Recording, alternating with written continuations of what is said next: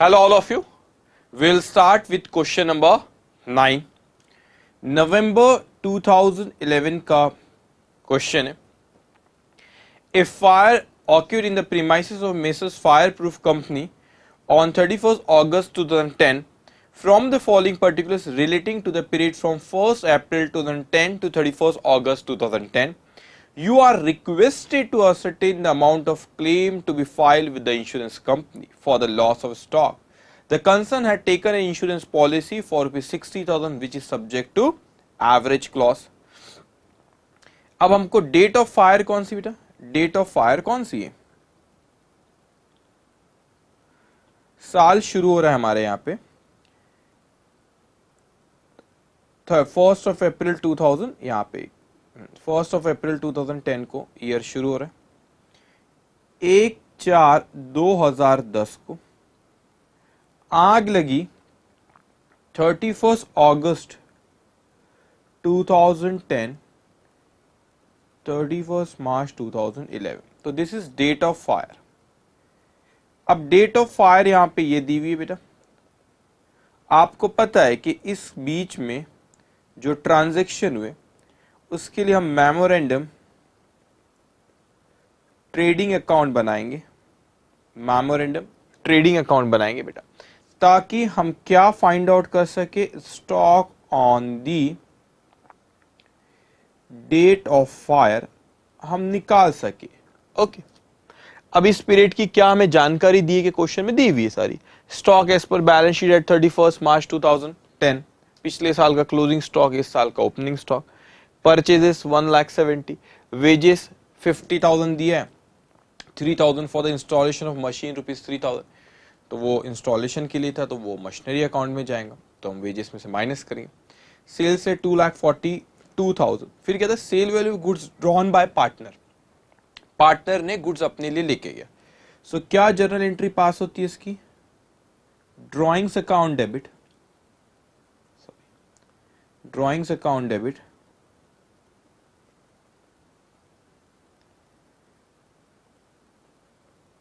To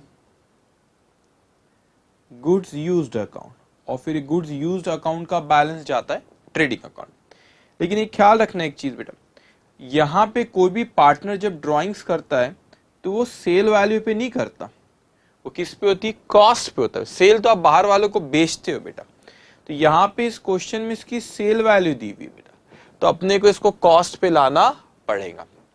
कोई partner अपने लिए जो लेके जाता है दुकान में वो कॉस्ट पे होता है, बेचा थोड़ी ना उसने. आप ड्राइंग्स है तो it will be at cost, यहाँ पे सेल वैल्यू दी तो हम इसे कॉस्ट पे कन्वर्ट करेंगे. Now cost of goods sent to consignee on 16th of August 2010 lying unsold with them. अब देखो 16,500 के गुड्स हमने कंसाइनी को भेजे 16 अगस्त 2010 को. 16 अगस्त, आग कब लगी, 31 अगस्त को. 16 अगस्त यहाँ पे भेजे आपने. अब बताओ डेट ऑफ फायर पे हमारे पास थे क्या, नहीं, वो कंसाइनी के पास थे. जैसे कुछ गुड्स हमने सेल्स ऑन अप्रूवल का जब पॉइंट आया था हमने देखे थे कि कुछ गुड्स हमारे कस्टमर के पास रखे थे, उसी तरह यहां पे जिस दिन आग लगी हमारे कुछ गुड्स कंसाइनी के पास रखे हुए हैं, तो उसकी कॉस्ट ही दी हुई है 16,500. आप सेल वैल्यू पे जब रिकॉर्ड करते हो जब आप बेचते हो, यहां पर भी बेचे नहीं और यहां पर भी नहीं बेचे, यहां पे भेजे आपने कंसाइनी को तो कॉस्ट पे दिया, कोई दिक्कत नहीं. ये सेल वैल्यू पे दिया तो हम इसको कॉस्ट पे लेके आएंगे. अब cost of goods distributed as free sample, तो cost of goods distributed as free sample बेटा आपने यहाँ पे दी, तो फ्री सैंपल बांटे, इट्स लाइक एडवर्टीजमेंट, आपने फ्री सैंपल वो बांटे तो आपका गुड्स कम हुआ. तो सेल वैल्यू पे देखो ये भी कॉस्ट है, ये भी कॉस्ट है, सेल वैल्यू, इसको कॉस्ट पे लाऊंगा. सेल वैल्यू पे जब ही रिकॉर्ड करते जब आपने एक्चुअल में सेल करे हो. तो ये तीनों केस में फिर वो पार्टनर विड्रॉ करके लेके जा रहा है, फिर वो आप कंसाइनी को भेजे या फिर वो फ्री सैंपल के लिए बांटे, ये तीनों केस में हमारे पास से गुड्स कम हो रहे. तो गुड्स बढ़ते तो ट्रेडिंग के डेबिट में गुड्स कम होते, स्टॉक कम हो रहा है तो उसको क्या करेंगे, हम क्रेडिट करेंगे. ओके, तो ये जिस दिन आग लगी ये तीनों हमारे पास नहीं थे. Now while valuing the stock at 31st March 2010, मतलब पिछले साल का क्लोजिंग स्टॉक, यहाँ पे ₹1,000 were written off in respect of a slow moving item. तो आपने क्या करे, the cost of which was ₹5,000. अब आपने पिछले साल बेटा यहाँ पे स्लो मूविंग आइटम देखो, तो 1,000 रुपये रिटर्न ऑफ कर दी, मतलब 1,000 रुपये से कम कर दी यहाँ पे। तो अब एड बैक करेंगे हमको, हम उसको फुल कॉस्ट पे लेकर आएंगे, ठीक है। The cost of which was ₹5,000, तो 5,000 है एबनॉर्मल आइटम, लेकिन आपने 5,000 में से राइट ऑफ पूरा 5 नहीं करे थे, 5,000 में से हमने राइट ऑफ करे थे 1,000 रुपए। कितना राइट ऑफ करे थे बेटा? 1,000 रुपए हमने राइट ऑफ करे थे। तो फुल कॉस्ट पे लाने के लिए हमको 1,000 एड बैक करना होगा। फुल कॉस्ट जब आ जाएंगी, उसमें से एबनॉर्मल आइटम कितने? 5,000, तो बचे हुए क्या रहेंगे? Normal item. ओके, अब ए पोर्शन ऑफ दिस, तो पहले भी आ चुका है ऐसा question. A portion of these goods were sold at a loss of ₹5 on the original cost of ₹2,500। अब समझते हम, कुछ एबनॉर्मल आइटम थे हमारे, वो हमको दिया है, कितने के थे बेटा? 5,000 रुपए के। हमने वो एबनॉर्मल आइटम कुछ बेचे हैं और कुछ हमारे स्टॉक में रखा हुआ है। कुछ क्या करे हमने? बेचे है, और कुछ कहां पे रखा है? स्टॉक में रखा हुआ है। तो जो बेचे, पोर्शन ऑफ दीज, हमने बेचे 500 के नुकसान पे, जिसकी ओरिजिनल कॉस्ट थी 2,500। तो जो बेचे उसकी कॉस्ट थी 2,500, जो कि हमने 500 रुपए के नुकसान पे बेचे, है ना, 500 रुपए के नुकसान पे बेचे। तो कितने में बेचे बेटा? 500 रुपए के अगर हमने नुकसान में बेचे, तो कितने में बेचे हमने? हमने उसको बेचे 2,000 रुपए में। ओके, अब यहां पे हमने 5,000 में से अगर 2,500 की चीज बेचे, तो कितना बचा? 2,500। तो कुछ बेचे, वो सेल है, तो वो सेल में एबनॉर्मल आइटम का, ये सेल फिगर यहां पे देखिए, सेल में एबनॉर्मल आइटम का बेटा कितना वैल्यू रहेगा? 2,000। तो 5,000 में से 2,500 की चीज बेचे, 500 के नुकसान पे 2,000 में बेचे। तो अगर 5,000 में से 2,500 की चीज बेचे, तो बचा कितना? 2,500। ओके, बस हो गया ये क्वेश्चन इस तरह का। तो पहले हाँ भाई, ये न्यू पॉइंट से कुछ ऐसे आपके में कंसाइनी का, फिर सेल वैल्यू दी है, ठीक है। Now the reminder of the stock, जो बचा हुआ was estimated to be worth with the to be worth the original cost. वो जो बचा हुआ उसकी कॉस्ट पे उसका वैल्यू करेंगे, that is 2,500। The value of good salvage was estimated at ₹20,000 salvage है बेटा। The average rate of gross profit was 20% through out.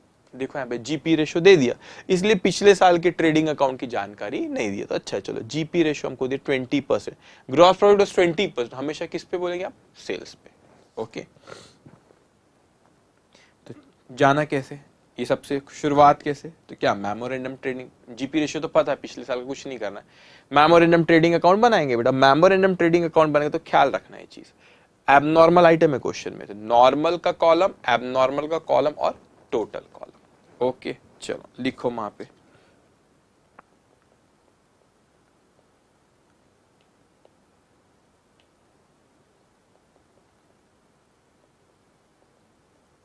Working note,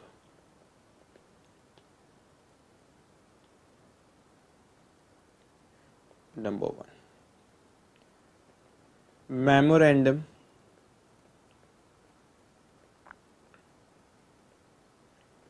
trading account for the period 1st of April to 31st of August 2010।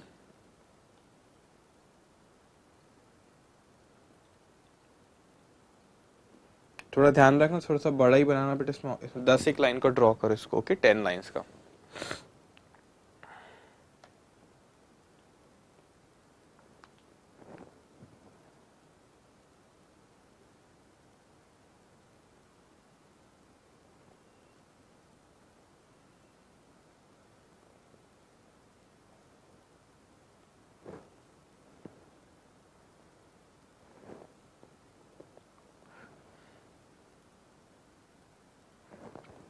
Ten lines का draw करना। Okay,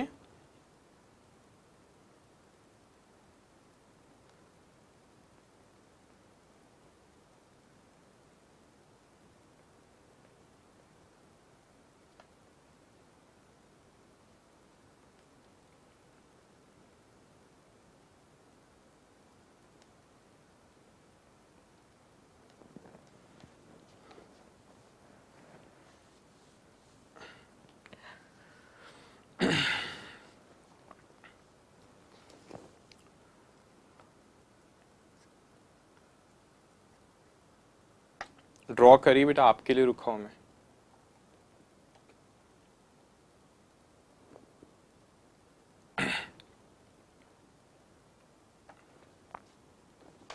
okay चलिए शुरू करा जाए।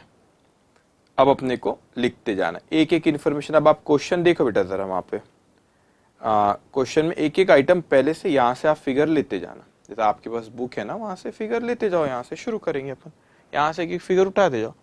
ये 99,000, इसको पहले आप यहाँ पे ओपनिंग स्टॉक को इनर कॉलम में लिखिए। Okay, to opening stock 99,000, inner column में लिखेंगे बेटा opening stock 99,000। Add amount written of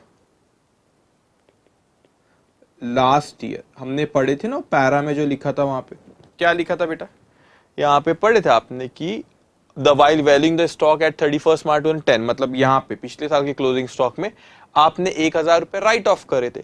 अब राइट ऑफ करते मतलब ये 99,000 रुपए में, वो राइट ऑफ के बाद पिछले साल का क्लोजिंग स्टॉक राइट ऑफ करते 99,000, तो 99,000 आए राइट ऑफ के बाद। राइट ऑफ करते मतलब कम करे थे, तो उसको ओरिजिनल कॉस्ट पे लाऊंगा तो कितना हो जाएगा, ये 1 लाख। और ये 1 लाख में फिर हमको यहाँ पे बोला कि 5,000 रुपए एबनॉर्मल आइटम है, तो आपने 5,000 रुपए एबनॉर्मल आइटम है, तो नॉर्मल कितना होगा बेटा 95,000। आपको पता है ना, पहले टोटल में लिखेंगे, फिर एबनॉर्मल में लिखेंगे, फिर नॉर्मल में। तो टोटल है 1 लाख, एबनॉर्मल कितना 5,000, तो आपका नॉर्मल कितना हुआ 95,000। ओके, उसके बाद देखो बेटा नेक्स्ट आइटम क्या है आपका, परचेज दिया 1,70,000, लिखेंगे परचेजेस।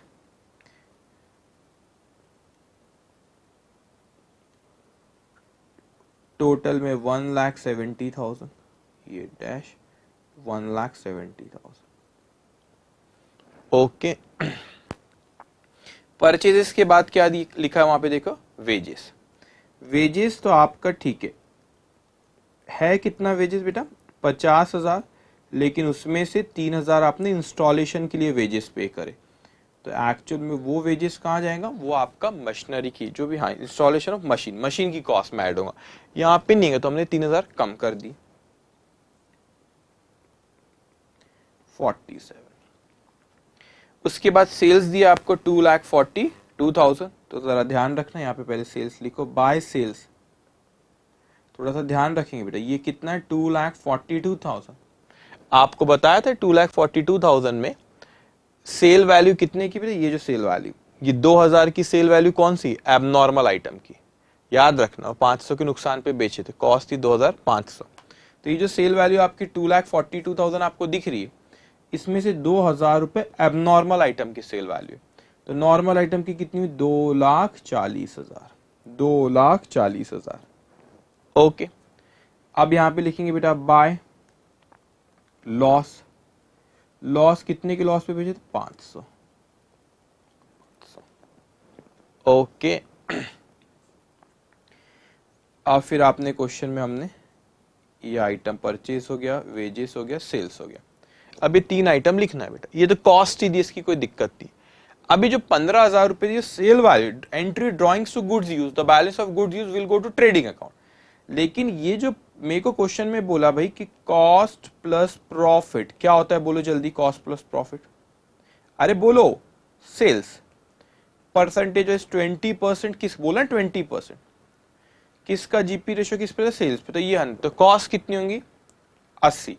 ये 15,000 जो है ये तीनों में से क्या है, कॉस्ट है, प्रॉफिट है कि सेल वैल्यू, सेल वैल्यू दिख रहा है ना, सेल वैल्यू है, तो ये 15,000 मेरे को कॉस्ट पे रिकॉर्ड करना है, तो ये क्वेश्चन मार्क। अगर 15,000, ऐसे बोलना पड़ता, अगर 15,000 कितना है 100, तो फिर 80 कितना, अगर 15,100 तो 80 कितना, ये इसको एक्सप्लेन किया मैंने यहां पे। अगर 15,100 तो 80 कितना 12,000। ओके, अगर 15,100 तो 80 कितना 12,000, ठीक है। लिखेंगे बेटा वहां पे आप बाय गुड्स यूज्ड, आप चाहो तो कैलकुलेशन ब्रैकेट में बता दो। अगर 15,000, 100 तो 80 कितना, 12,000।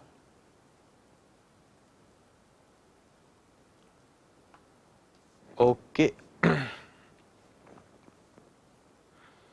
हो गया। उसके बाद क्या भेजा हमने, गुड्स भेजे कंसाइनी के पास, तो हमारे पास एक गुड्स कम हो गया। By goods with consignee, goods with consignee कितने का है वो अमाउंट, 16,500, 16,500। ओके 16,500। उसके बाद बाय गुड्स यूज्ड, लेकिन ये कौन सा गुड्स यूज्ड है, एडवर्टीजमेंट के लिए, एडवर्टीजमेंट के लिए फ्री सैंपल आपने बांटे, कितने बेटाओ, 1,500। इतने से गुड्स कम हुआ। ये नॉर्मल में क्यों लिख रहे हो, एबनॉर्मल आइटम थोड़ी ना बांटे आपने, ये वाले थे। ठीक है, एबनॉर्मल के बारे में तो जानकारी दी है, 4 में से 3 का बेचा, एक स्टॉक में रखा हुआ है। 4 में से, सॉरी नहीं, 5 में से 2,500 का बेचा, तो 2,500 स्टॉक में रखा हुआ है। ओके, हमने सारी चीजें लिख ली, हो गया खत्म। अब अपने को ये देखो, ये आइटम कभी कर ली नहीं, 1,000 ऐड बैक करे, अब नॉर्मल को लिख लिए, ये सब इफेक्ट ले लिया अपन, सेल्स करे थे अपने 2,000 में, लॉस था 500, सारी चीजें अपने लिख चुके हैं। चलो बस यहाँ पे आपको लिखना है gross profit, 2,40,000 multiply by 20% question में दिया है। तो कहां से लिया 2,40,000 सर, नॉर्मल सेल जो है हमारा 48,000। एब नॉर्मल आइटम आपने कोई 20% जीपी रेशियो पे नहीं बेचे, बल्कि वो तो लॉस में बेचे, तो यहाँ कुछ भी नहीं आएगा, और वो लॉस हमने लिख ली, वो 500। अब आप टोटल करेंगे, बैलेंस निकालेंगे, stock on the date of fire आ जाएगा हमारा, by stock on the date of fire, balancing figure, stock on the date of our balancing figure. Okay, so 95,000 plus 1,70,000 plus 47,000 plus 48,000, ये आता है आपका 3,60,000, 3,60,000 minus 2,40,000, 12,000 minus 16,500 minus 1,500, तो ये आ रहा है आपका 90,000। तो नॉर्मल आइटम का स्टॉक में था जिस दिन आग लगी 90,000 का, अब नॉर्मल आइटम जो था वो 2,500 का, तो टोटल कितनी आएंगी, 3,65,000, 92,500। Okay done. तो हमारा यहाँ पे हमने पता लगा लिया, जिस दिन आग लगी थी उस दिन हमारे पास कितना स्टॉक था, उस दिन इतना स्टॉक था हमारे पास, नॉर्मल था 90,000, एब नॉर्मल था 2,500, टोटल हुआ 92,500। सिंपल, अब सैल्वेज माइनस करना, एवरेज क्लॉस से देखना है। ठीक है, चलो लिखेंगे अब इसके बाद नीचे स्टेटमेंट ऑफ, इसके नीचे लिखो बेटा, स्टेटमेंट ऑफ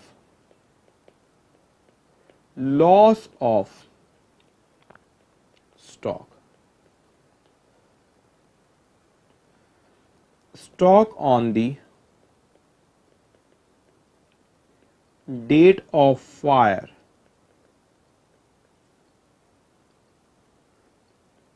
नॉर्मल आइटम था हमारा 90,000, एबनॉर्मल आइटम था 2,500 का, तो टोटल कितना हुआ 92,500 less salvage goods, salvage goods दिया ना, कहीं पढ़े थे अपन ने, ये 20,000, 20,000 तो कितना आ जाएगा हमारा, ये आ जाएगा आपका loss of stock 72,500, loss of stock 72,500। अब आप मेरे को बताइए बेटा स्टॉक कितना था ऑन द डेट ऑफ 92,500, आपने इंश्योर्ड कितना कराए थे, दिया है ना क्वेश्चन में, दिया है क्या, नहीं दिया है,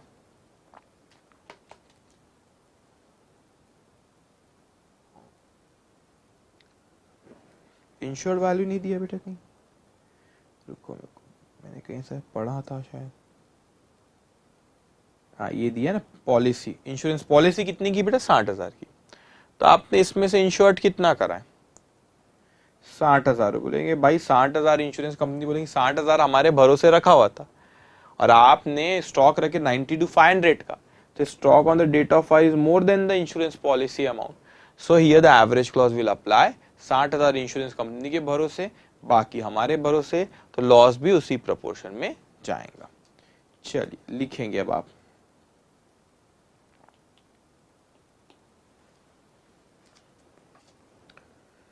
stock on the date of fire rupees 92,500 more than the policy amount,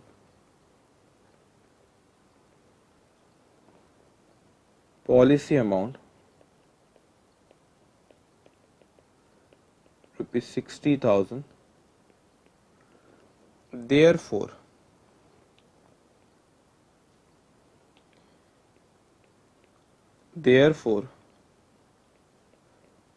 average clause will apply, so your claim equals to insured value divided by stock on the date of fire multiply by loss of stock, तो insured कितने का कराए थे आपने 60,000 का, लेकिन जिस दिन आग लगी स्टॉक कितने का था 92,500, पॉलिसी अमाउंट सॉरी लॉस था 72,500 का, okay 60,000 divided by 92,500 multiply by 72,500 इसका 47,000 दिख रहा है, हाँ 47,027, okay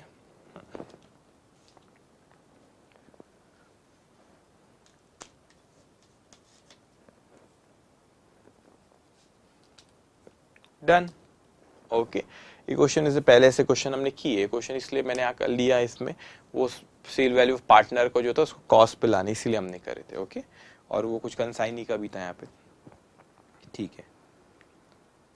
now I am coming to question number 10, ठीक है 2 मिनट, क्वेश्चन नंबर 10 शुरू करेंगे अब हम। कब आया भाई, आरटीपी का क्वेश्चन है, अच्छा ये क्वेश्चन को इंपॉर्टेंट मार्क करना, इसमें एक बहुत अच्छा सा पॉइंट है और आरटीपी का एग्जाम में कभी क्वेश्चन आया नहीं है, बस इंतजार में आपके अटेम्प्ट के, बस आपका अटेम्प्ट आए और ये एग्जाम में आएगा। 2 मिनट बेटा,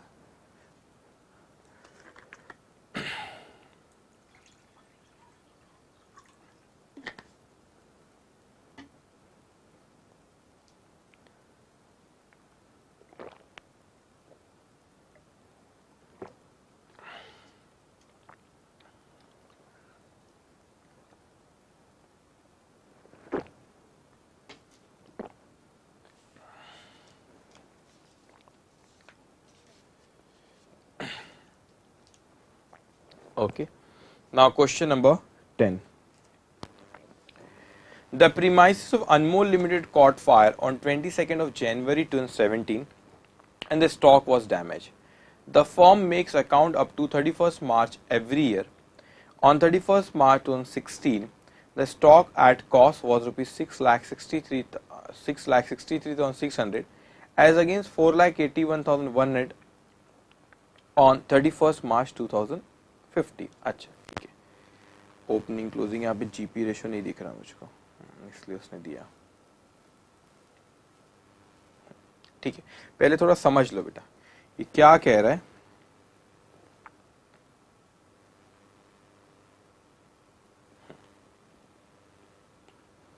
अभी यहाँ पे क्या हुआ आपका कि आग कब लगी, 22 जनवरी 2017 को, 22 ऑफ जनवरी 2017 यहाँ पे लगी, 22 ऑफ जनवरी 2017 को आग लगी। अब वो कहता है कि फर्म हमेशा अपने अकाउंट 31 मार्च को क्लोज कर रहा है, मतलब इस ये क्लोज यहाँ पे हुआ 31 मार्च 2016, यहाँ साल शुरू होगा 1/4/2015, ये खत्म होगा आपका 31 मार्च 2017। तो ये जो है ये लास्ट ईयर की कहानी है, इसने जीपी रेशो नहीं दिया है, तो यहाँ पे अपने को ट्रेडिंग अकाउंट बनाना पड़ेगा। क्यों बनाना पड़ेगा बेटा, क्या पर्पस है बनाने का, to find out the gross profit ratio. Okay, अब यहां से नया साल शुरू हुआ और फिर 22 जनवरी 2017 को ये डेट ऑफ फायर है। अब यहां पे क्या बनाएंगे अपन, मेमोरेंडम ट्रेडिंग अकाउंट। इसको बनाने का क्या पर्पस है अपना, इसको बनाने का क्या पर्पस है अपना, इसको बनाने का पर्पस है अपना कि अपन stock on the date of fire निकाल ले। इसको बनाने का क्या पर्पस है, stock on the date of fire हम निकाल लें। ठीक है, अब देखो उसने जानकारी अपने को दिया है बेटा क्वेश्चन में वैसे का, अभी ये पीरियड की भी दिया है to find out GP ratio. अब देखो यहां मैं पढ़ता हूं, अब वो बोलते हैं कि 31 मार्च 2016 को स्टॉक था 6,63,600 एज अगेंस्ट 481,100 ऑन 31 मार्च 2015, मतलब ये है बेटा ये लास्ट ईयर का 31 मार्च 2015, मतलब लास्ट ईयर का यहाँ का ओपनिंग स्टॉक और इस साल का क्लोजिंग स्टॉक दिया। तो ओपनिंग स्टॉक दिया है, क्लोजिंग स्टॉक दिया, अब अपने को ऐसे फिगर्स लेना पड़ेगा। अब purchase from 1 April 2016 to the date of fire rupees 17,41,350 as against rupees 22,62,500 for the full year 15-16, मतलब इस साल का परचेज दिया from the starting to date of fire और पिछले साल का परचेज दिया। करस्पॉन्डिंग फिर सेल्स फिगर भी दिया उसने 24,58,500 एंड 26 लाख रिस्पेक्टिवली। इस साल का सेल है 24,58,500 और पिछले साल का कितना है बेटा हमारा 26 लाख रुपए। ओके, फिर कहता है you are given the following further information. अब ये इन्फॉर्मेशन उसने हमको दिया। In July 2016, goods costing rupees 50,000 were given away for advertisement purpose. No entries being made in the books. अभी उसने 50,000 रुपए के गुड्स आपने एडवर्टीजमेंट पर्पस के लिए बांटे तो गुड्स कम हुआ। Advertisement account to goods use account, the balance of goods use goes to trading account. तो ट्रेडिंग अकाउंट को क्रेडिट करेंगे। जुलाई 2016 मतलब यहाँ की बात कर रहा है, यहाँ पे ये बीच में। ओके, वो भी नया नहीं था, अभी तो कुछ नया कुछ भी नहीं आया। अब ये पॉइंट नया है बेटा, और इसीलिए मैं कह रहा हूं कि ये क्वेश्चन थोड़ा सा मेरी नज़र में इंपॉर्टेंट इसलिए बन गया। ये पॉइंट बहुत ही अच्छा पॉइंट है, ऐसा एग्जामिनेशन में कभी आया नहीं है और इंस्टीट्यूट के मटेरियल पे भी मैंने देखा, मतलब उसकी मॉड्यूल में वो आरटीपी में दिया। तो मेरे हिसाब से ये क्वेश्चन ज़रूर आएगा, बस आने की तैयारी में है। ठीक है, और इसको अच्छे से अपन पढ़ते हैं, उसका मीनिंग निकालते, इसमें वर्किंग नोट बना के दूंगा बेटा, लेकिन यहाँ हम समझ लेंगे इसको। During 1617 a clerk had misappropriated unrecorded cash sale. It is estimated that the defalcation averaged rupees 1,000 per week from 1st April 2016 until the clerk was dismissed on 18th of August 2016। ये क्लर्क भैया बहुत ही चालाक थे। वो जो clerk था वो जो भी कैश सेल होता था उसकी एंट्री नहीं पास करता था। अच्छा, तो एंट्री पास नहीं करता था और वो हर अनरिकॉर्डेड कैश उसमें से क्या करता था बेटा, मिस अप्रूव्ड अनरिकॉर्डेड कैश से, और 1,000 रुपए पर वीक के, मतलब कुछ रिकॉर्ड करता था कुछ नहीं करता था, इन शॉर्ट 1,000 रुपए पर वीक वो अपने पॉकेट में डाल लेता था।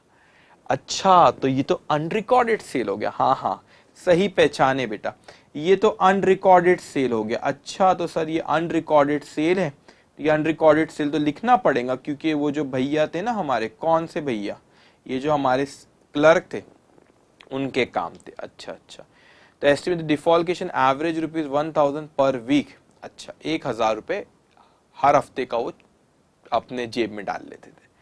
अब ये कहां से उनने अपने जेब में इसको चोरी करना शुरू करे? 1 अप्रैल 2016 से। कब तक चोरे? 18 अगस्त को उसको नौकरी से निकाले, तो 18 अगस्त तक वो चोरते रहा। अपना डेट ऑफ फायर कब थी? अच्छा, वो तो बाद में, ठीक है। तो 1 अप्रैल 2016 से उन्होंने शुरू करे काम, और 18 अगस्त तक वो करते रहे, जब तक उनको नौकरी से नहीं निकाले। तो मैं सोचा सर, अप्रैल मंथ में उन्होंने काम करे, मई मंथ में उन्होंने काम करे, जून मंथ में भी ऐसी चोरी करे, जुलाई में भी चोरी करे, अगस्त में भी चोरी करे, लेकिन कब तक? और 18 अगस्त तक ही वो कर पाए, फिर तो उनको नौकरी से निकाल दिए गए ना। तो यहां पे वो कितने डेज आते हैं अप्रैल में? 30 डेज आते बेटा। मई में कितने दिन आते बोलो? 31 डेज। अभी क्या पढ़ा रहा हूं मैं तुमको, सोचो अभी तुम। जून में 30 डेज, जुलाई में 31 डेज, और अगस्त में 31 आते, लेकिन 18 डेज में इसको नौकरी से निकाल दिया गया। तो उसने इतना हमारे पास चोरी शुरू किया, अप्रैल से मई, जून, जुलाई, अगस्त, 18 को निकाले। तो हर 1000 रुपए वो एक दिन का नहीं चोरता था, 1000 रुपए पर वीक, एक हफ्ते का 1000 रुपए चोरता था। तो पहले बताओ कितने डेज तक वो चोरी करा, टोटल करो। 30 प्लस 31 प्लस 30 प्लस 31 प्लस 18, तो वो 140 डेज तक, 140 डेज तक वो चोरी करता रहा। अच्छा, मगर वो 1000 रुपए, अच्छा 140 डेज तक वो चोरी करता रहा बेटा, है ना। अब वो मेरे को बताओ, एक हफ्ते में 1000 रुपए चोरता था। तो मैं नंबर ऑफ वीक्स अगर मैं बोले, तो रफली यहां लिख रहा हूं, अभी रफली क्या, मैंने सभी पूरा ये बता दिया। नंबर ऑफ वीक्स तो 140 डेज थे बेटा, है ना। अब वो 7 दिन का एक वीक होता है, डिवाइडेड बाय 7, मतलब 20 वीक्स थे, 20 वीक्स थे। 20 हफ्ते तक चोरी करा। अच्छा, कितने अमाउंट चोरा? 1000 रुपए एक हफ्ते का चोरता था, और 20 वीक्स तक चोरा, तो कितना चोरा उसने? 20,000 रुपए। तो ये 20,000 रुपए अनरिकॉर्डेड कैश सेल हुआ, या आपने 20,000 रुपए कैश सेल रिकॉर्ड ही नहीं करे। वो क्या करता था, सेल होता था तो खुद रख लेता था, सेल की एंट्री पास नहीं करता था। तो सेल की एंट्री, अनरिकॉर्डेड सेल ऐसा हो, 20,000। अब मैंने आपको यही एक्सप्लेन कर दिया, लेकिन इस पर मैं एक वर्किंग नोट बना दूंगा। Okay, the rate of gross profit constant, बोलते जो पिछले साल है वही जीपी रेट इस साल, वैसे भी हम वही मानते हैं, पिछले साल का वही अज्यूम करते कि इस साल भी वही रहेगा। You are required to calculate the value of stock in hand on the date of fire with the help of the above information. सिर्फ हमको ये पूछे stock on the date of fire कितना, वो बताओ। सेलवेज वेलवेज कुछ दिया नहीं, कुछ पॉलिसी का अमाउंट दिया नहीं, बस stock on the date of fire निकालना है। तो यही पॉइंट इतना प्यारा पॉइंट है कि इसका ये कैलकुलेशन, बस अब कुछ नहीं, अब तो फट से निकाल लेंगे, ठीक है। लेकिन कहानी याद रखना, पिछले साल का जीपी रेशियो नहीं दिया है, तो जाना कैसे, रास्ता कैसे? मैं पिछले साल का ट्रेडिंग अकाउंट बनाऊंगा, ग्रॉस प्रॉफिट रेशियो निकालूंगा, फिर मैं एक वर्किंग नोट या अनरिकॉर्डेड सेल पे भी बना दूंगा, फिर अपन बनाएंगे मेमोरेंडम ट्रेडिंग अकाउंट, तो मेमोरेंडम ट्रेडिंग अकाउंट से निकल जाएगा stock on the date of fire. Okay, तो मैं उम्मीद करता हूँ जो मैं इतना बोलता हूँ आपको, आप भी ये लिखते हो, लिखते हो नहीं लिखते हो? इतना लिखा आप भी लिख रहे हो ना? Okay,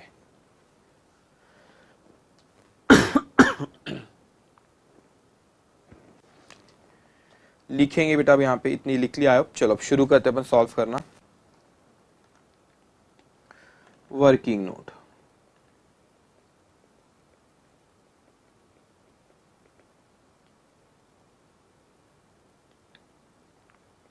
first trading account for the year ended 31 मार्च 2016। इसको ज्यादा लाइन का कुछ एडजस्टमेंट है नहीं, ज्यादा नहीं, इसको सिर्फ 4-5 लाइन का ड्रॉ करना। ओके, सिर्फ 4-5 लाइन का।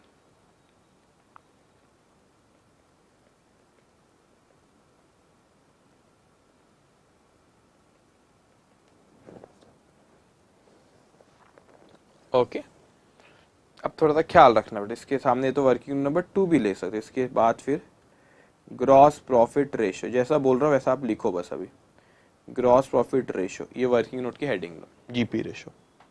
इसको इस नहीं भी दिया अलग से तो भी चलता है, एक काम करो, तो इसको तो वो करो, ये नॉर्मल इसी से रिलेटेड है, यहीं पे आप फिगर निकालते, ग्रॉस प्रॉफिट रेशियो आ जाएगा।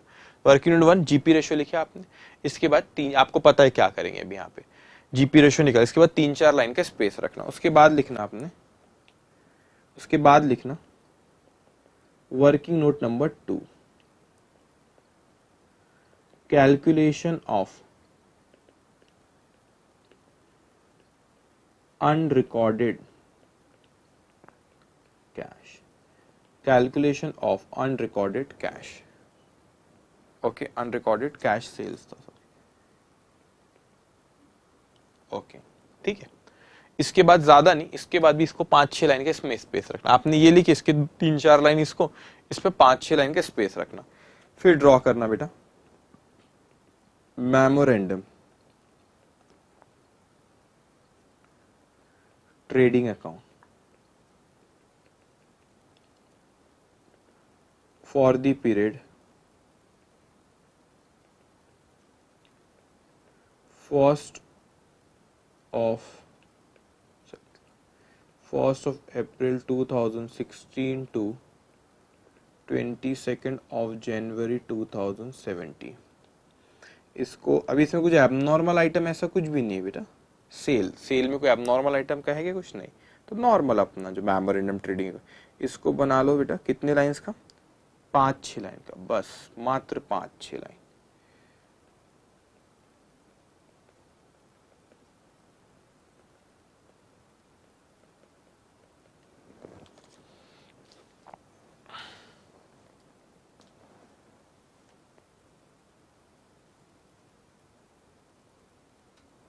ओके, इसको ड्रॉ कर लो 5-6 लाइन का।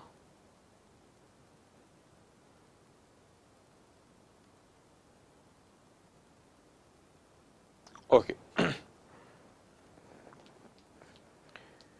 चलिए शुरू करें। अब देखो एक एक फिगर अपने को ऐसे लेते जाना है। अब पढ़ो, यहाँ पे बोलते 31 मार्च 2018 का क्लोजिंग स्टॉक दिया 6,63,600 और 31 मार्च 2015 का 481,100, मतलब ये ओपनिंग स्टॉक पिछले साल का, ये पिछले साल का क्लोजिंग स्टॉक, लिखो आप वहां पे।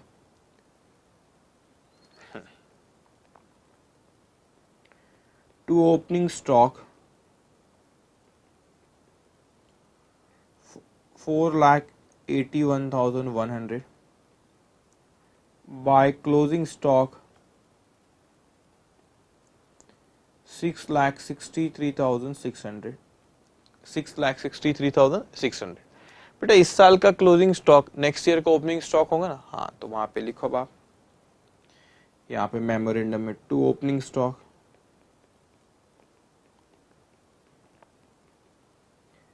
6,63,600। ओके फिर क्या कह रहा है हमसे क्वेश्चन में, फिर कहता है कि purchases from 1 April 2016 to the date of fire, मतलब इस साल का परचेज है 17,41,350 as against ₹22,62,000 for the whole year, पिछले साल का बेटा 22,62,500। ये कब का सेल है आपका, नहीं सॉरी सेल परचेज, ये कब का परचेज है, ये पिछले साल का परचेज, ये इस साल का परचेज। ओके लिखो, चलो पिछले साल का परचेज लिखो, टू परचेज 22,62,500, 22,62,500। इस साल का कितना परचेज है बेटा आपका, ओह मैंने सॉरी इसमें लिख दिया, मेमोरेंडम ट्रेडिंग में लिख दिया, ये ट्रेडिंग में आएगा, ये वाला यहाँ पे आएगा, टू परचेज 22,62,500, 22,62,500। ओके, इस साल का परचेज मेमोरेंडम ट्रेडिंग में लिखो बेटा, वो कितना है 17,41,350, 17,41,350। ओके, अब इसी तरह पिछले साल का सेल और इस साल का सेल्स भी दिया है, देखो तो ये आपको पहले यहाँ पे इस साल का परचेज था, फिर पिछले साल का परचेज, तो ये करस्पॉन्डिंग फिगर, मतलब ये इस साल का सेल्स और ये पिछले साल का सेल्स। समझ में आया? सेंटेंस इंटरप्रेट करना आता है ना बेटा? Simple English. Purchase from 1 April 2016 date of fire इतना था, और पिछले साल का परचेज इतना था, वैसे ही करस्पॉन्डिंग इस साल का सेल्स इतना, पिछले साल का सेल्स इतना। 26 लाख पिछले साल का सेल्स है, उसको लिखो by sales 26 lakhs, 26 lakhs। Okay, इस साल का सेल्स बाय सेल्स, मगर थोड़ा सा ध्यान रखेंगे बेटा, इसको इनर कॉलम में लिखो 24,58,500। आप बोलेंगे सर ऐसा क्यों, इनर कॉलम में क्यों? वो अनरिकॉर्डेड सेल हुआ ना इस साल, वो हमारे क्लर्क साहब चोरी कर रहे थे, हाँ, तो वहां पे वो अपने को वर्किंग नोट, वो 20,000 आएगा, अपन वर्किंग नोट बना के लिख लेंगे। ये तो लिख लो, अभी अपने को पता है ना, अपन ने पहले कर रखे 20,000 आएगा, इसके लिए अपन यहाँ पे वर्किंग नोट नंबर 2 बनाए, 2 बनाए, तो आ जाएगा, मैं बता दूंगा वर्किंग नोट में भी उसको। 24,78,500, 24,78,500।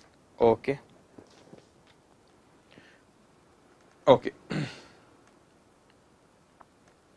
ये हो गया बेटा अपना। अब उसके बाद ये पॉइंट हो गया, परचेज से लिख लिया। अच्छा, goods costing ₹50,000 were given away for advertisement. अब 50,000 रुपए के गुड्स आपने एडवर्टीजमेंट के लिए दे दिए सर, तो आपको उतने से गुड्स कम हो गया, तो बाय गुड्स यूज्ड अकाउंट, आप ब्रैकेट में लिख सकते एडवर्टीजमेंट 50,000, 50,000। ओके, हो गया बेटा। अब यहाँ पर ये पॉइंट है जो हमारा सेकंड पॉइंट है, हमने एक्सप्लेन करे आपको कि ये पर वीक को 1,000 रुपए चोरता था, 1 अप्रैल से शुरू किया, 18 अगस्त तक करा, 140 डेज आए, 7 दिनों का एक हफ्ता, तो 20 वीक्स आए, एक वीक में 1,000 रुपए चोर रहा था, 20,000 रुपए चोरी किया, अनरिकॉर्डेड सेल, वो लिखा नहीं गया, मगर बेटा उसको लिखना पड़ेगा ना सर। चलो मैं लिखा देता हूँ। वर्किंग नंबर 2 आपने लिखी थी ना, कैलकुलेशन ऑफ अनरिकॉर्डेड सेल, लिखो वहां पे डिफॉल्केशन पीरियड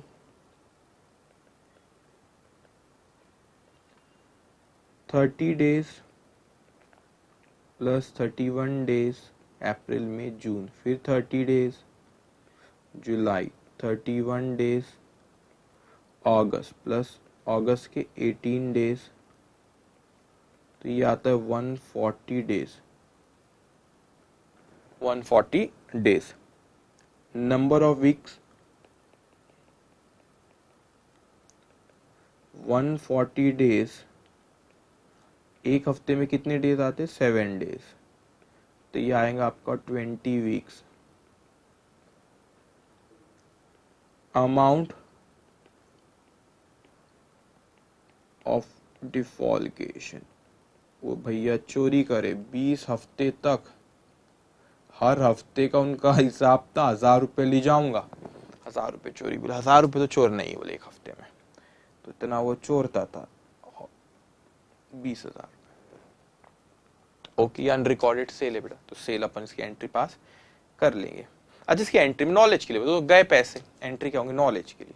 वो तो पता अपने को, सेल्स तो क्रेडिट होगा ना, अनरिकॉर्डेड सेल था तो 2 सेल्स तो करूंगा, 20,000।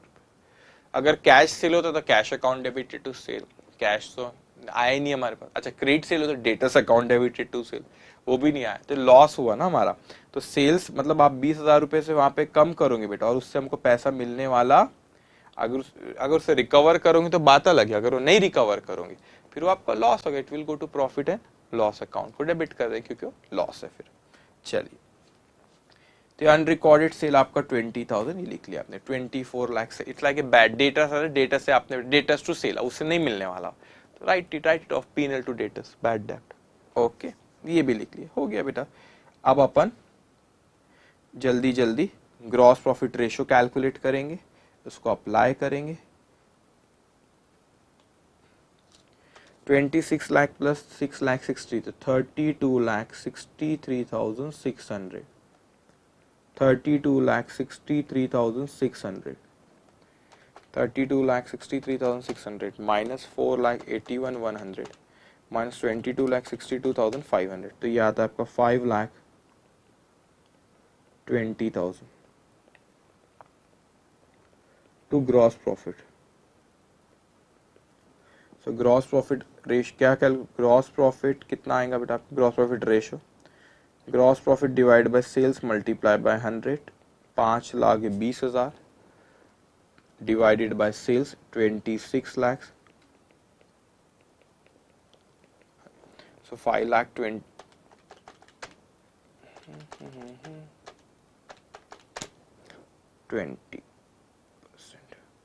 20% ही आ गया बेटा। ठीक है, आ जाओ अब इस साल 20% आ गया। हाँ, आ जाओ अभी हमें लिखो टू ग्रॉस प्रॉफिट,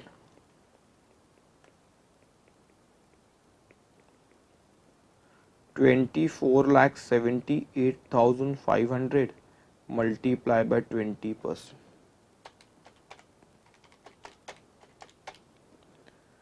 4,95,700। टोटल करो, stock on the date of fire आ जाएगा, stock on the date of fire, balancing figure 6,63,600 plus 17,41,350 plus 4,95,700, यार आपका 29,650, 29,650 minus 24,40, 78, 24,78,500 plus 50, ये आपका 3,72,150। This stock on the date of fire. तो ये आ गया आपका stock on the date of fire. Question में बस इतना ही पूछा, आपको सैलवेज ये सब नहीं दिया है। इसके नीचे एक सेंटेंस लिख लो, stock on the date of fire in hand, ऐसे लिखो, just one, stock in hand on the date of fire rupees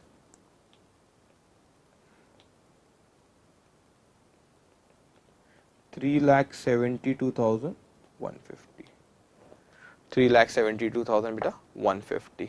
okay, done हो गया क्वेश्चन, और इंपॉर्टेंट है आपके अटेम्प्ट में, मुझे ऐसा लगता आएगा। ठीक है, now I am coming to next question, question number 11। Simple simple question है, जल्दी जल्दी हो रहे। नवंबर 2012 में from the following ascertain the value of stock as on 31 March 2012। अब आपको यहाँ पे पूछा क्या उसने, ascertain the value of stock, बस वैल्यू ऑफ स्टॉक पूछा है। स्टॉक कितना है, कौन सी तारीख को, 31 मार्च 2012 को स्टॉक कितना है वो पूछा उसने। ठीक है, हम बता देते, उसमें क्या दिक्कत है बेटा। अब यहाँ पे सैलवेज ये सब दिया नहीं, अब थोड़ा ध्यान रखना है, फिर क्वेश्चन क्यों कवर करो, हर क्वेश्चन में कुछ नया रहता है, इसलिए मैं कवर कर रहा हूँ यहाँ पे।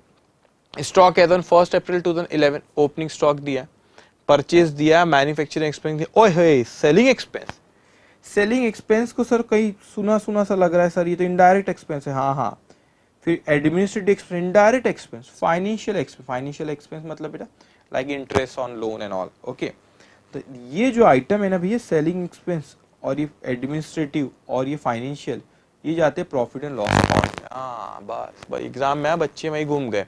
अच्छा सर ये पीएनएल में जाता है, तो हमको स्टॉक निकालना है तो ट्रेडिंग अकाउंट बना रहे, जब मैं मेमोरेंडम ट्रेडिंग बनाऊंगा बेटा, स्टॉक निकालना है मेरे को, तो मैं ट्रेडिंग अकाउंट बनाऊंगा, तो स्टॉक जब निकालूंगा मैं, तो ये आइटम तो ट्रेडिंग में आते ही नहीं ना, सेलिंग एक्सपेंस, एडमिनिस्ट्रेटिव एक्सपेंस और financial, it goes to PNL account. तो इसका कोई यूज नहीं है क्वेश्चन में, ये सिर्फ और सिर्फ आपको कंफ्यूज करने के लिए क्वेश्चन में दिया गया है। ओके, अब देखते हैं बेटा, ठीक है भाई, तो हम इसका कोई यूज नहीं, सेल्स दिया है, ये तो क्वेश्चन में ही क्या, ओपनिंग दे दिया, परचेज दे दिया, डायरेक्ट एक्सपेंस मैन्युफैक्चरिंग एक्सपेंस वो दे दिया, सेल्स दे दिया, जीपी रेशो बता दो, क्वेश्चन खत्म हो जाएगा। थोड़ा सा घुमाएगा। At the time of valuing stock as on 31 March 2011, मतलब पिछले साल का closing stock, a sum of ₹3,500 was written off on a particular item which was originally purchase for ₹10,000 and was sold during the year for ₹9,000, bearing the out transaction relating to this item, the gross profit earned during the year was 20% on sales। अब वो normal जो उसने बता दिया कि ये जो मैं अंडरलाइन कर रहा हूँ ये एबनॉर्मल आइटम है बेटा, इसके अलावा बेरिंग मतलब इसके barring the transaction relating to this item, मतलब इसके अलावा नॉर्मल आपका क्या जीपी है, जीपी रेशो 20% आपका है, तो ठीक है, इसके अलावा तो ये क्या है, ये एबनॉर्मल आइटम, इसका भी मैं बता देता हूँ क्या कह रहा हूँ आपको। बेसिकली एबनॉर्मल आइटम आपके है 10,000 रुपए के। अब ये एबनॉर्मल आइटम में से कुछ सेल होता है और कुछ स्टॉक में रखा होता है, जनरली हमने अभी तक ऐसे ही देखे। अब ये कहता है कि उसमें से राइट ऑफ वाला पार्ट तो लगे 3,500, उस पर मैं बात करता हूँ, लेकिन आपने which was originally purchase for ₹10,000 and was sold during the year, मतलब हमने उसकी कॉस्ट होंगी 10,000 रुपये, उसकी कॉस्ट थी, मैंने उसको कितने में बेचा, 9,000 में, तो यहाँ पे 9,000 में बेचा, मतलब लॉस कितना हो गया, 1,000। आपने सेल कितने में करे बेटा, उसको आपने सेल करे 9,000 में, तो यहाँ पे उसने लॉस का फिगर नहीं दिया, उसने हमको सेल का दिया, कॉस्ट और सेल। कॉस्ट थी 10,000 रुपये, बेचा 9,000 में, तो नुकसान कितना हो गया, 1,000 रुपये का नुकसान हो गया। अब सारा का सारा बेचा, तो यहाँ पे no abnormal item, closing stock में एबनॉर्मल आइटम है ही नहीं। क्यों नहीं एबनॉर्मल आइटम, क्योंकि सारा का सारा उसने बेच दिया। तो क्लोजिंग स्टॉक अभी जब हम देखेंगे, स्टॉक जब निकलेगा हमारा क्लोजिंग स्टॉक, उसमें एबनॉर्मल आइटम नहीं रहेगा, क्योंकि सारा का सारा बेच दिया। अब समझना, ये जो आपका 3,500 है बेटा, ये 3,500 ओपनिंग पिछले साल आपने राइट ऑफ करे थे, मेरे को उसको फुल कॉस्ट पे लाना है, तो 3,500 को क्या करना पड़ेगा, ऐड करना पड़ेगा, फुल कॉस्ट आ जाएंगी। फुल कॉस्ट ओपनिंग स्टॉक क्या आएंगे, उसमें से एबनॉर्मल आइटम जो रहेंगे वो 10,000 के एबनॉर्मल आइटम रहेंगे, तो बचे हुए कौन से रहेंगे आपके नॉर्मल आइटम। वो 10,000 के आपने सारे के सारे बेचे 9,000 के, तो सेल में कितना इंक्लूड है, 9,000, 1,000 रुपए का लॉस है। सारा का सारा एबनॉर्मल आइटम बेचे, तो कुछ भी क्लोजिंग स्टॉक में एबनॉर्मल आइटम नहीं रहेगा। ओके, बस हो गया। नो सैल्वेज, नो पॉलिसी एमओ, just we have to calculate stock, तो अपन कैलकुलेट कर लेंगे, बस ये चीज थी। It goes to PNL account. चलिए ठीक है, ड्रॉ करेंगे, आप एक मेमोरेंडम ट्रेडिंग अकाउंट बनाएंगे, हमारा काम हो जाएगा, उससे ही सब निकल आएगा। ठीक है, स्टॉक ही तो निकालना है सिर्फ, जीपी रेशो दिया है तो पिछले साल का कुछ करना ही नहीं। Memorandum trading account for the year ended, अब यहाँ डेट ऑफ फायर ये सब नहीं दिया, अब उसने बोला ईयर एंड पे कितना स्टॉक है वो बताओ। Year ended 31 March 2012। इसको आप 6-7 लाइन का ड्रॉ करेंगे, एबनॉर्मल आइटम है तो आप समझ गए क्या करना होगा हमको।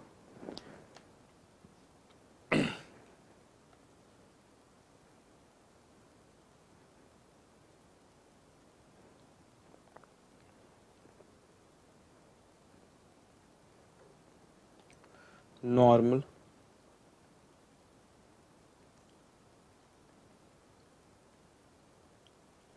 Abnormal, total, normal, abnormal, total. Okay,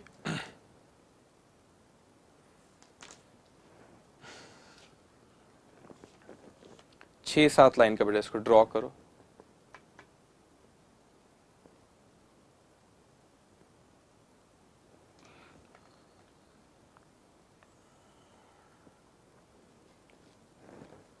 okay, 6-7 lines का ड्रॉ करेंगे बेटा, कर लिए।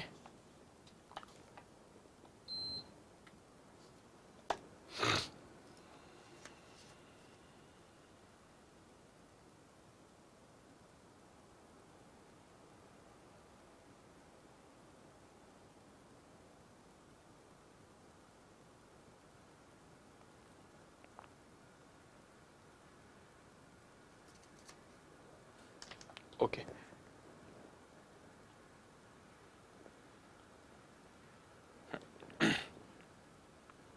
ठीक है, चलिए बेटा अब लिखना शुरू करते।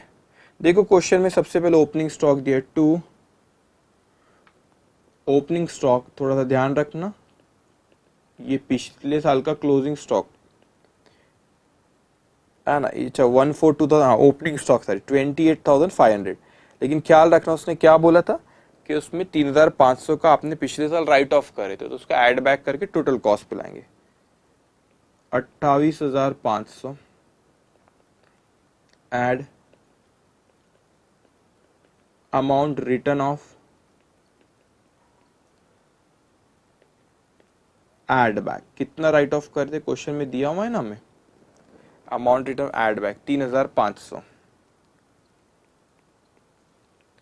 तो हमारा टोटल कॉस्ट 28,500 प्लस 3,500 32,000। आपको पता है ना पहले क्या लिखते, टोटल, फिर एबनॉर्मल, फिर नॉर्मल।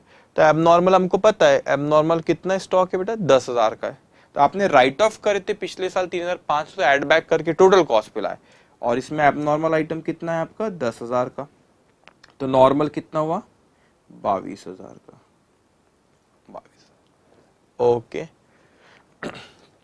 फिर क्या दिया है क्वेश्चन में उसने, परचेजेस लिखो 150 to 500, परचेजेस 1,52,500, उसके बाद मैन्युफैक्चरिंग एक्सपेंस दिया है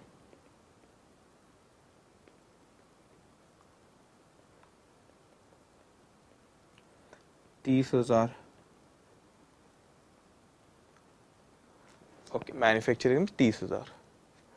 उसके बाद बेटा ये तो P&L में जाएंगे, ये नहीं आएगा, सेल्स 2,49,000, सो बाय सेल्स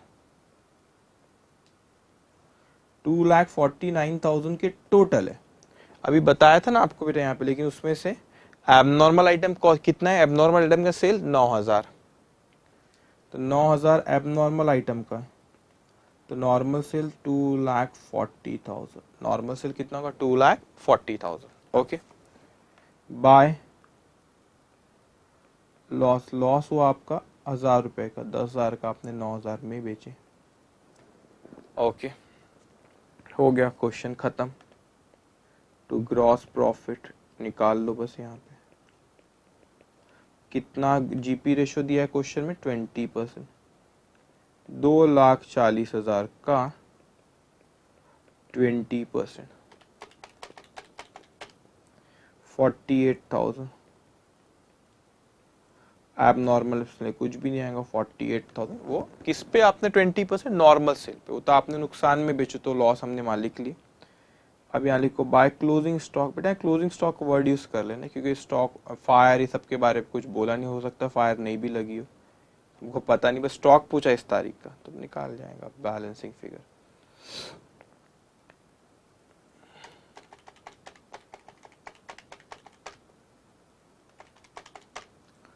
$2,52,500,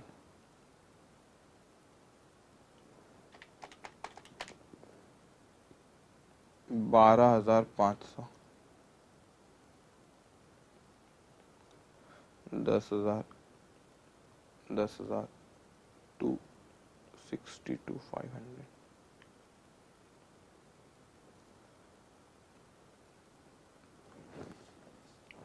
ओके डन। तो ये क्वेश्चन भी हमारे यहाँ पे खत्म होता है। अब सर 3 क्वेश्चन हो गए आज के, नहीं ऐसा नहीं, कितने क्वेश्चन हुए, इजी इजी क्वेश्चन थे, सिंपल जल्दी, बस कंसेप्ट कुछ नए नए आ रहे हैं उसमें एडजस्टमेंट, इसलिए मैं यहाँ पे लिया हूँ बेटा। एग्जामिनेशन में आप जाओ तो अच्छे तरीके से तैयार हो, जिस तरह का भी क्वेश्चन आए आपने हर तरह से तैयार रहना चाहिए वहां पे।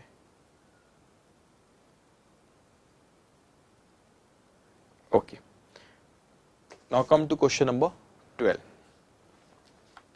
मई 2008 में पूछा है भैया, 11th of November 2007 the premises of Rocky Limited was destroyed by fire. The following information is made available. अब 11 नवंबर 2011 7 को, सॉरी ये कहानी है कुछ इस तरह, ठीक है। डेट ऑफ फायर ये है आपकी 11 नवंबर 2007 की बात कर रहा है, ठीक है। This is the date of fire. अब उसने इंफॉर्मेशन अपने का चाहिए, साल कब शुरू होगा अपना 1/4/7, खत्म कब होगा 31 मार्च 8, ये शुरू होगा 1/4/6। तो देख लो, आप समझ जाओ, यहाँ पे उसने इंफॉर्मेशन जो दिया है हमको, this is date of fire. यहाँ पे जो उसने इंफॉर्मेशन हमको दिया है 1/4/6, अभी देख लो, समझ जाओ, 1/4/6 से 31 मार्च का स्टॉक, ओपनिंग स्टॉक दिया है, फिर परचेज दिया है, फिर सेल्स दिया है, फिर क्लोजिंग स्टॉक दिया है। अब आप समझ जाओ, ये दिया मतलब जीपी रेशियो नहीं बना, जीपी रेशियो नहीं दिया होगा क्वेश्चन में, तो समझ जाओ इसने को अपने को क्या बनाने का, यहाँ पे ट्रेडिंग अकाउंट बनाना होगा। ये पीरियड का क्या बनाएंगे, मेमोरेंडम ट्रेडिंग अकाउंट। ओके, ठीक है। तो ये ओपनिंग स्टॉक दिया बेटा यहाँ का 1/4/2006 का, फिर परचेज दिया है पीरियड का, फिर सेल्स दिया उसी पीरियड का, स्टॉक क्लोजिंग स्टॉक दिया तो इस साल का क्लोजिंग स्टॉक, फिर नेक्स्ट ईयर का ओपनिंग स्टॉक भी रहेगा। फिर नेक्स्ट ईयर जो आपका 1/4/7 से लेके 11 नवंबर 7 तक की का उसने परचेज दिया, फिर उसी पीरियड का सेल्स भी दे दिया। तो सर सब तो दे दिया, सिंपल है। यहाँ पे एक नई चीज आपको सीखना है अभी, इसीलिए मैं यहाँ पे ये क्वेश्चन हमने कवर किया बेटा। Okay, in valuing the stock on 31st March 2007 due to damage 50% of the stock, in valuing the stock on 31st March 2007 due to damage 50% of the value of the stock which originally cost rupees 20,000 was written off। बेटा wordings को बहुत अच्छे से समझना पड़ेगा आपको, मैं यहाँ पे ऊपर में लिखता हूँ, ठीक है। यहाँ पे जगह कहाँ, चलिए ऊपर में आ जाएगा, ठीक है। अभी वो कहता है कि एबनॉर्मल आइटम थे कितने के, 22,000 रुपए के। तो ये नहीं कह रहा बेटा कि देखो मीनिंग निकाल में ना, मैं सबसे बड़ा चीज है कि आप कोई चीज पढ़ो और उसका मीनिंग निकालो। तो ये 22,000 रुपए से राइट ऑफ नहीं किया, वो कहता है due to damage 50% of the value of the stock which originally cost rupees 22,000 was written off. तो 22,000 उसकी कॉस्ट है, उसमें से 50% डैमेज हो गया, 22,000 के गुड्स पूरे डैमेज हो गए, टूट फूट गए, इसीलिए हमने 50% राइट ऑफ करे। तो मेरे को एक बात बताओ बेटा, एबनॉर्मल आइटम, ये एबनॉर्मल आइटम, यहां पे लिख देता हूं भाई, एबनॉर्मल आइटम। अब पहले समझना अच्छे से बेटा, अब पिछले बार आपने 22,000, टोटल 22,000 के बेटा, अब आपने राइट ऑफ 50% इसका कर, तो इसका 50% राइट ऑफ होता है, 22,000 का 50% 11,000 होता है, तो वो अपन ऐड बैक भी कर लेंगे तो उसको ओरिजिनल कॉस्ट पे लाने के लिए। अब मैंने कहा कि सर इसमें से भी फिर हम लोग कुछ सेल करते हैं बाद में, और फिर कुछ स्टॉक में भी कभी कभी रहता है, कभी नहीं भी रहता, ठीक है। कुछ जानकारी दी है वो अच्छे से समझते बेटा। वो कहते हैं इन जून 2007 about 50% of this stock was sold for ₹5,500। अब अच्छे से मीनिंग समझना, 50% ऑफ दिस स्टॉक कितना है, वो 22,000, इसका 50% कितना होता है ये, और 50% का स्टॉक में रखा हुआ है। अभी यहाँ पे इसकी 50% की कॉस्ट कितनी बेटा, उस पर अभी ध्यान मत देना, 50% जो राइट ऑफ करे ना वो उसको ठीक है ऐड बैक करके ओरिजिनल कॉस्ट पे ला ले। अभी इस पैरा पे ध्यान दो, 22,000 का एबनॉर्मल आइटम था, उसमें से 50% आपने बेचे, 50% स्टॉक पे था, ठीक है। तो ये 22,000 उसकी एबनॉर्मल आइटम की कॉस्ट थी बेटा, उसको आपने 50% सेल करो, 50% स्टॉक, 50% स्टॉक में। इसका 50% 22,000 का कितना था, 11,000, ये बेचे। कितने में बेचे बेटा, 50% of this stock was sold for ₹5,500, आपने उसको बेचे 5,500 में, तो आपको सेल वैल्यू दी हुई, सेल आपने 50% पे 5,500 से कैसे कैलकुलेट किया, 11,000 को 50, नहीं सॉरी ये तो दिया है, 5,500 में बेचा बेटा। अब मेरे को बताओ, अगर मैंने 11,000 की चीज को 5,500 में बेचा तो कितने का नुकसान हुआ बेटा, लॉस कितना हुआ, लॉस हुआ मेरा 5,500, इतने का लॉस हुआ, ठीक है।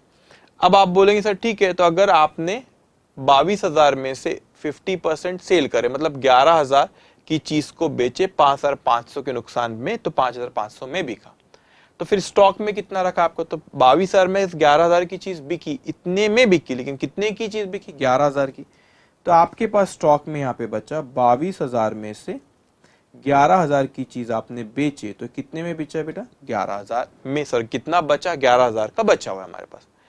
अब आगे हमसे कहता है बेटा, ये इंटरेस्टिंग पॉइंट, आगे हमसे कहता है एंड दी बैलेंस, तो बैलेंस तो मैंने अभी बताया ना, बैलेंस कितना है, बैलेंस है अपना वहां पे वो 11,000, ये 11,000 की बात कर रहा है। And the balance obsolete stock is expected to realise the same price, that is 50% of the original cost. अब समझना बेटा, वो कहता है कि जो ये स्टॉक आपका बचा हुआ है 11,000 रुपए का, इसकी एक्सपेक्टेड प्राइस भी कोई है, एक्सपेक्टेड प्राइस ये भी अगर मार्केट में स्टॉक बिकेगा आगे चल के, तो कितने का बिकेगा, वही सेम रेट, मतलब that is 50% of original cost. यहां पर अगर आप उन्हें बहुत 50% यूज करे, अब सुनो लेकिन कंफ्यूज मत होना, मैं पूरा फिर से बताता हूँ। कॉस्ट थी 22,000 की, 50% बेचे, 50% स्टॉक में, ठीक है। अब उसमें से 11,000 की चीज, जो 50% आ रहा है 11,000 की चीज 5,500 के नुकसान पे बेचे, 5,500 में बेचे, 22 में से 11 का बिका तो 11 बचा। अब जब ये 11 भी बिकेगा तो वो बोलता है यहां पे जो मार्जिन था ना, जो सेल वैल्यू थी उतने भी बिकेगा, जब भी बिकेगा, एक्सपेक्टेड है। यहां पे क्या था, कॉस्ट का 50% है ना, 11,000, ये कितना है 5,500, तो कॉस्ट का कितना है बेटा, ये 50% हो रहा है ना, कॉस्ट का 50% है, तो वही कह रहा है that is 50% of original cost. तो जब ये 11,000 भी बिकेगा, 11,000 का जो स्टॉक में रखा है वो भी जब बिकेगा, वो कितने में बिकेगा, 50% की पे, मतलब 50% का लॉस होगा, 50% सेल वैल्यू रहेंगी उसकी, तो वो भी 5,500 में ही बिकेगा। अब आप बोलेंगे सर ऐसा तो हमने पहले भी करे, ठीक है, ये सब पहले भी आया, ये पॉइंट नया आ रहा है कि जब भी वो स्टॉक बिकेगा 11,000 का, तो वो 50% ओरिजिनल कॉस्ट के 50% पे बिकेगा, मतलब 11,000 का है तो बिकेगा जब भी 5,500 में ही।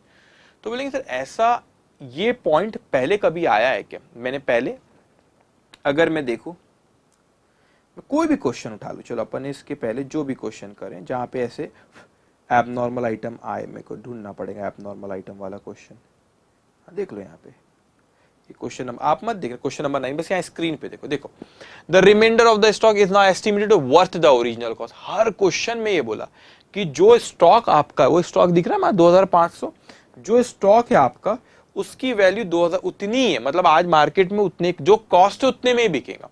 तो हर क्वेश्चन में बेटा ये जरूर है जो बिका यहाँ पे, जैसे यहाँ देखो जो बिका यहाँ पे 5,000 में से 2,500 की चीज बिकी, 500 के नुकसान पे 2,000 पे बिका, 2,500 स्टॉक में रखा, तो वो जो क्लोजिंग स्टॉक में रखा वो हमेशा क्वेश्चन में का वर्थ द ओरिजिनल कॉस्ट, जो ओरिजिनल कॉस्ट है उसकी 2,500 उतना ही वर्थ है, आज बेचो तो जो कॉस्ट पे बिकेगा। हर क्वेश्चन में ऐसे बोला was estimated to the worth the original cost, जो 2,500 की चीज है आज बेचोगे उतने में बिकेगा। लेकिन ये क्वेश्चन नलायक आया और हमसे कहता है कि ये जो 11,000 का स्टॉक में रखा हुआ है ये 11,000 में नहीं बिकेगा, अगर बेचे तो क्या होगा बेटा, ये 50% ही मिलेगा, डैम, तो बेचेंगे 11,000 को, बहुत ही खराब हो गया, कॉस्ट भी नहीं आएंगी उसकी, तो वो 5,500 में ही हमको मिलेगा। तो आप बोले सर कोई अफेक्ट पड़ेगा क्या, अभी मैं थोड़ा सा लॉजिक लगाना, कोई अफेक्ट पड़ेगा क्या, वो स्टॉक था, मतलब जिस दिन आग लगी उस दिन एबनॉर्मल आइटम का स्टॉक 11,000 है, बिल्कुल है, जिस दिन आग लगी एबनॉर्मल आइटम का कितना स्टॉक है, 11,000, तो हमारे क्लेम पे कुछ फर्क पड़ेगा क्या, अभी आप सॉल्व करता हूं मैं और मैं आपको बताऊंगा इसकी वजह से। जो सेंटेंस उसने लिखा कि जो स्टॉक आएगा, स्टॉक अभी भी एबनॉर्मल आइटम का 11,000 ही आएगा बेटा, लेकिन जब मैं इंश्योरेंस कंपनी से क्लेम मांगूंगा कि एबनॉर्मल आइटम मेरे पास 11,000 का रखा हुआ था जिस दिन आग लगी, तो थोड़ा सोचना, क्या एबनॉर्मल आइटम की बात करो, क्या मेरे को इंश्योरेंस कंपनी ये 11,000 दे देंगी क्या, थोड़ा सोचो। अभी मैं सॉल्व करता हूँ फिर मैं आपको आगे बताता हूँ, लेकिन 11,000 रुपए का ही मेरा स्टॉक है, मैं मान रहा हूँ स्टॉक मेरा एबनॉर्मल 11,000 आएगा, लेकिन क्या ये 11,000 रुपए जो एबनॉर्मल आइटम का स्टॉक था on the date of fire मैं इंश्योरेंस कंपनी से ले सकता हूँ क्या, ये मेरा क्वेश्चन है। थोड़ा सा पेशेंस रखना, मैं अभी सॉल्व करता और आपको बताता हूँ क्या हम उनसे ले सकते हैं क्या, 11,000 रुपए जो हमारा स्टॉक है, जिस दिन आग लगी एबनॉर्मल आइटम 11,000 था, क्या इंश्योरेंस कंपनी दे देंगी क्या हमको 11,000, आप इंश्योरेंस कंपनी चलो ठीक है, अभी बात कर लेते हैं। ये मेरा गुड्स है, अभी गुड्स क्या हुआ बेटा, ये एबनॉर्मल आइटम थे, तो कुछ तो बेच दिया, कुछ रखा हुआ है। तो जो रखा हुआ है ये है वो, ये 11,000 रुपए, ये 11,000 रुपए का ये आइटम है। अब मेरा स्टॉक था एबनॉर्मल आइटम का 11,000 रुपए आ गया। मैंने आप इंश्योरेंस कंपनी, मैं आपको क्लेम करा, चलो अभी सिर्फ एबनॉर्मल आइटम की बात करी, बाकी अभी कुछ बात नहीं करना। मैंने बोला ये एबनॉर्मल आइटम था 11,000 का जिस दिन आग लगी, ठीक है, और एबनॉर्मल आइटम था तो थोड़ा सा टूटा हुआ है, ये टूट गया ये, ठीक है, ये टूटा हुआ है थोड़ा सा। तो ये मैंने स्टॉक की कॉस्ट तो 11,000 थी, लेकिन मैंने आपको बोला कि सर 11,000 रुपए एबनॉर्मल आइटम, जो मेरे जिस दिन आग लगी उस दिन एबनॉर्मल आइटम का स्टॉक जो था 11,000 का था, आप ये 11,000 रुपए मुझे दो, आप इंश्योरेंस कंपनी, मैं क्लेम कर रहा हूँ। मैंने आपसे कहा कि एबनॉर्मल आइटम जिस दिन आग लगी, या तो जल भी गया, चलो ये जल भी गया तो जल गया ना, आग लग गई, एबनॉर्मल आइटम जल गया, मगर जिस दिन आग लगी वो 11,000 का स्टॉक था, वो जल गया। अब मैंने आपको बोला आप इंश्योरेंस कंपनी, मैंने आपको बोला 11,000 रुपए मेरे को दो, क्योंकि जिस दिन आग लगी उस दिन एबनॉर्मल आइटम का स्टॉक था 11,000, वो मेरा नुकसान हुआ दो। अब क्या आप इंश्योरेंस कंपनी 11,000 रुपए दोगे क्या? अब मैं आपको थोड़ा सा क्लू देता हूं। अगर आग नहीं भी लगती, अगर आग नहीं भी लगती तो ये 11,000 के स्टॉक को मैं मार्केट में बेचने जाता तो 11,000 में नहीं बिकता, तो 5,500 में बिकता। क्वेश्चन में लिखा है जो स्टॉक में रखा हुआ है वो भी अगर आप बेचो तो 50% ही आएगा, तो मतलब 11,000 का 50% 5,500। तो आप इंश्योरेंस कंपनी, मैंने आपको बोला 11,000 का गुड्स था, जल गया, स्टॉक एबनॉर्मल आइटम थे सर, मेरा नुकसान हो गया, आप 11,000 रुपए मेरे को दे दो। मगर क्या आप मेरे को 11,000 दे दोगे क्या?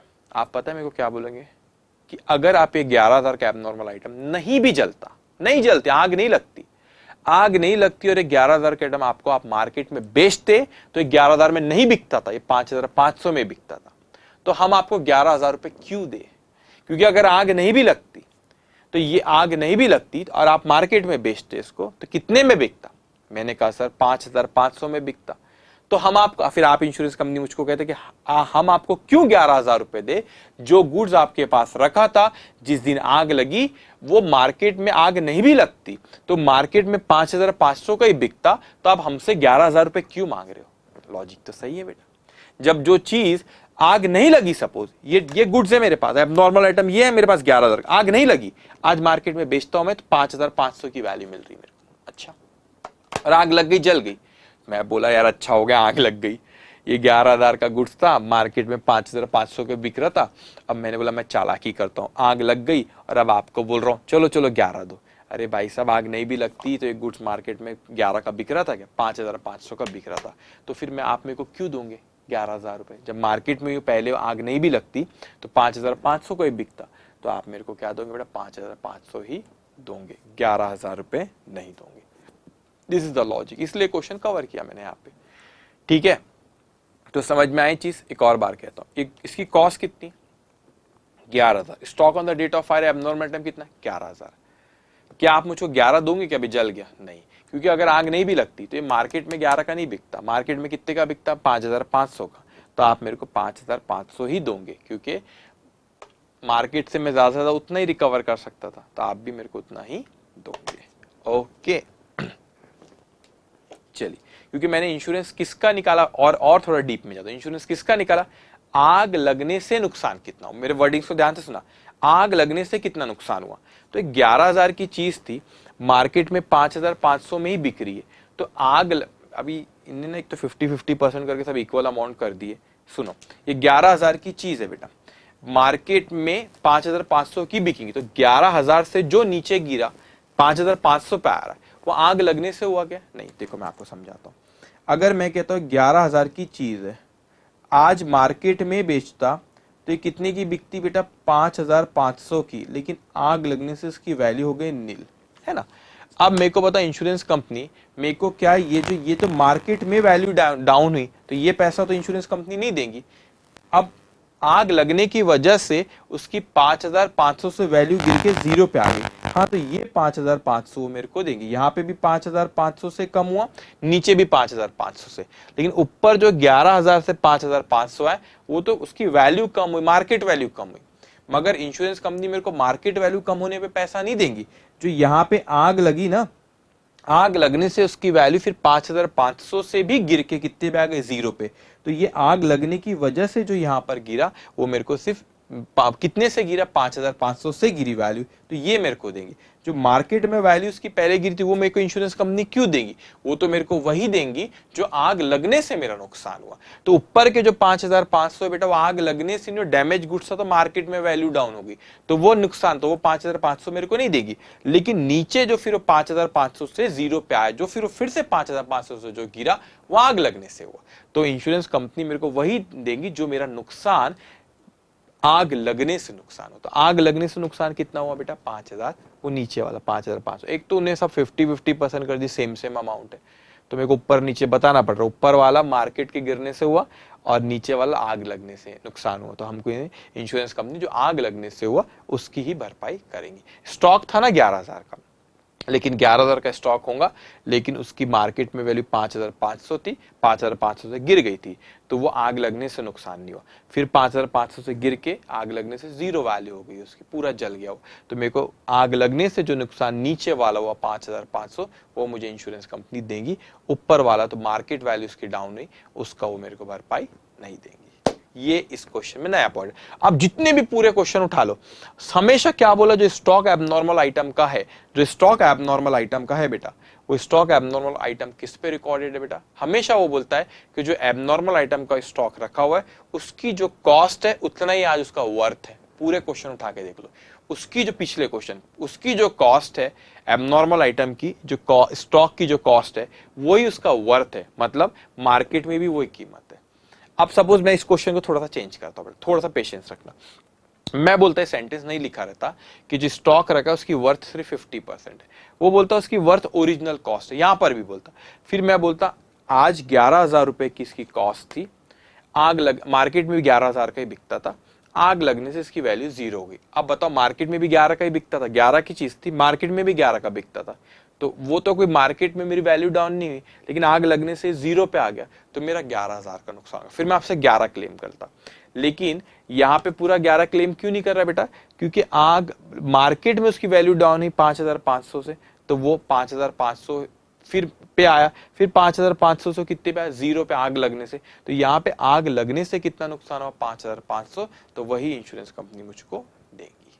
ठीक है, तो ये पॉइंट नया था, बहुत पहले आया है, मई 2008 में, उसके बाद ऐसा क्वेश्चन कभी आया नहीं है। लेकिन हमको हर तरह के क्वेश्चंस करना है, ठीक है, कंसेप्ट समझना है, क्वेश्चंस करना है, और आपको बहुत अच्छे मार्क्स लेके आना है। अब इस वजह से घबराओ मत, अभी मैं सॉल्व करता हूँ फिर मैं वहां पे लिखा के देता हूँ सब, ठीक है।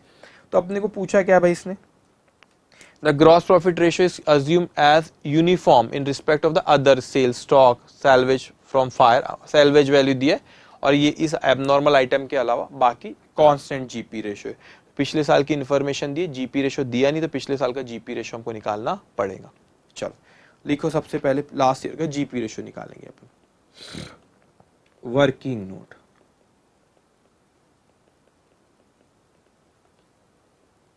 Number 1, trading account,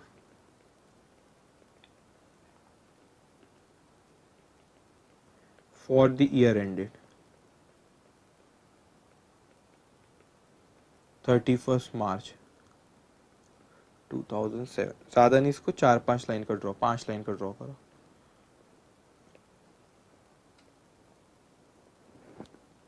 okay,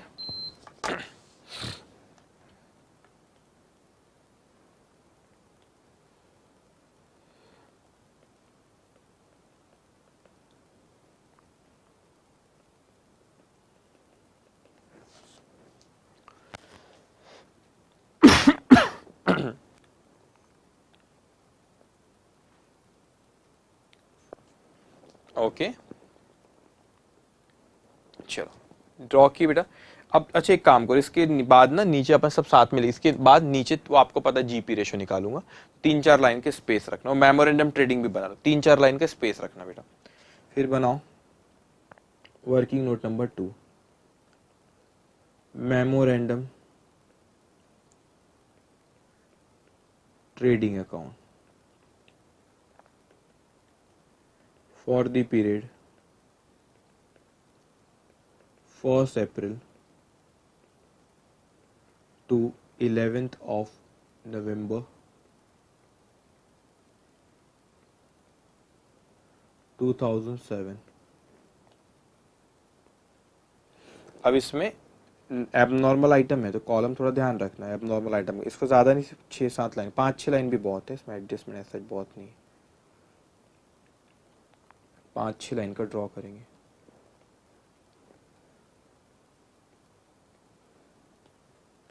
normal, abnormal, total, normal, abnormal, total. Okay, normal, abnormal और टोटल।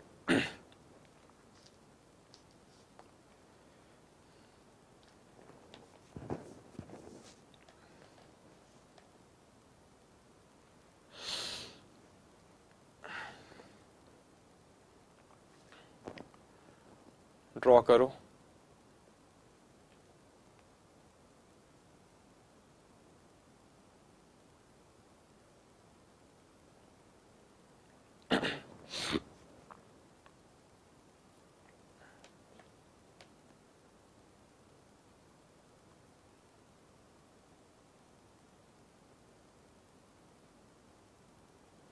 करे ड्रॉ। चलिए बेटा, अब देखो क्वेश्चन में, देखो वहां पे आपको बोले स्टॉक एज ऑन, बुक में देखना बेटा, स्टॉक एज ऑन 1/4/2006, 1/4/2006 बेटा, मतलब यहाँ पे पिछले साल का ओपनिंग स्टॉक, तो यहाँ लिखो to opening stock,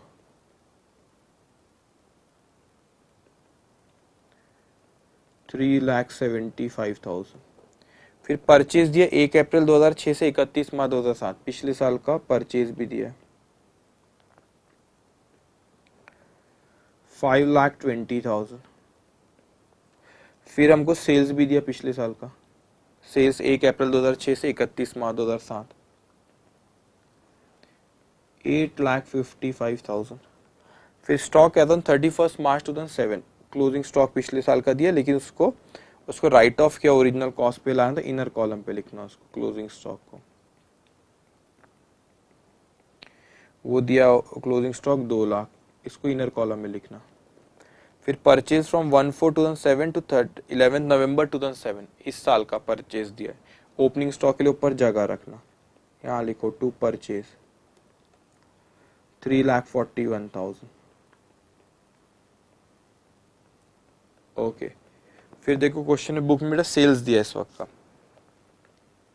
bye sales अभी दिया 4,35,500 है, 4,35,500, लेकिन कुछ एबनॉर्मल आइटम का सेल्स है ना इसमें। हाँ, ये ना एबनॉर्मल आइटम 11,000 की चीज 5,500 में बेचे, तो एबनॉर्मल आइटम का सेल है 5,500। 4,35,500 माइनस 5,500, ये आता है मेरा 4,30,000। लॉस में बेचे 5,500, 5,500। ठीक है बेटा, इतना लिखे आपने। अब देखो पिछले साल आपने जो यहाँ पे क्लोजिंग स्टॉक लिखे 2 लाख का, इसको क्वेश्चन में क्या बोला उसने कि पिछले साल डैमेज आपने 50% उसको रिटर्न ऑफ करे, मतलब कम करे थे, तो उसको 50%, 22,000 का 50% कितना था, 11,000। तो यहाँ ऐड करो, ऐड अमाउंट रिटर्न ऑफ,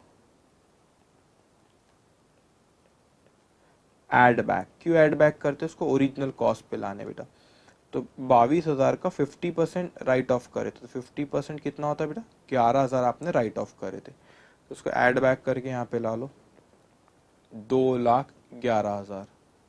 अब हो गया, इससे ग्रॉस प्रॉफिट निकालो, 8,55,000 प्लस 2,11,000, यह आपका 10,66,000, 10,66,000 माइनस 3,75,000 माइनस 5,20,000, सो 1,71,000 ग्रॉस प्रॉफिट आ गया।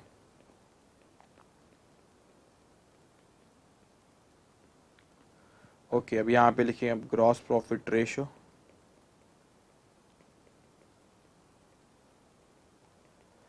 तो आपका gross profit divided by sales multiply by 100।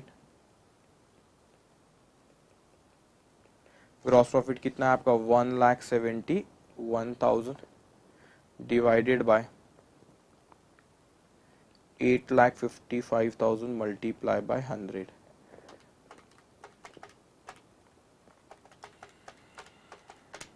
20%। 20%। Okay, GP ratio आ गया हमारा 20%। ठीक है बेटा, अब आ जाओ नेक्स्ट ईयर में।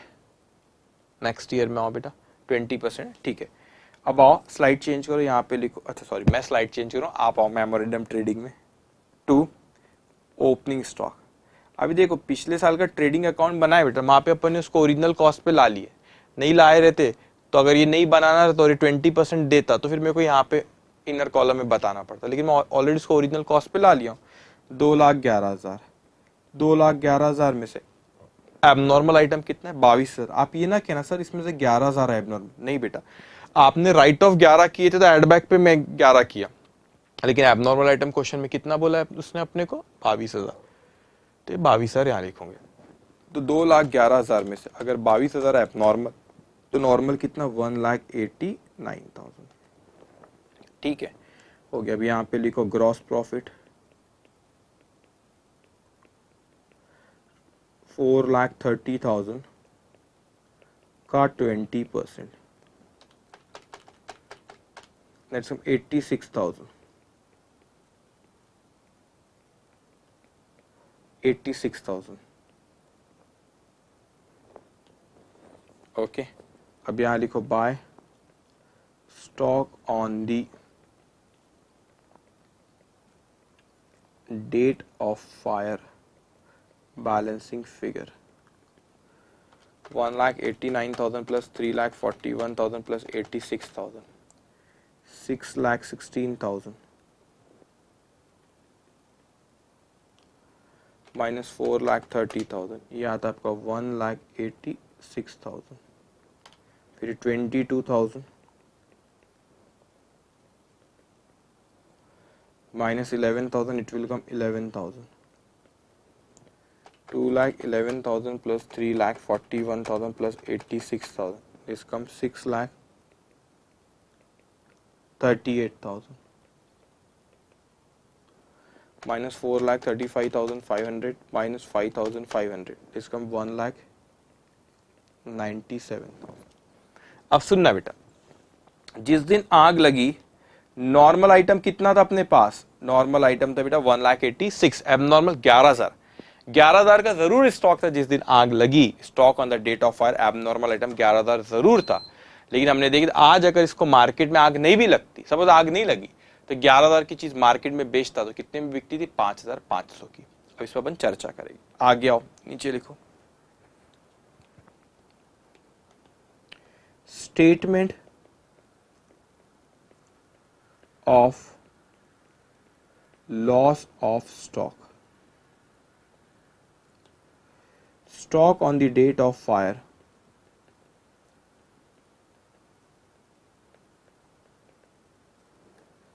वर्किंग नोट नंबर 2 में भी हमने निकाले।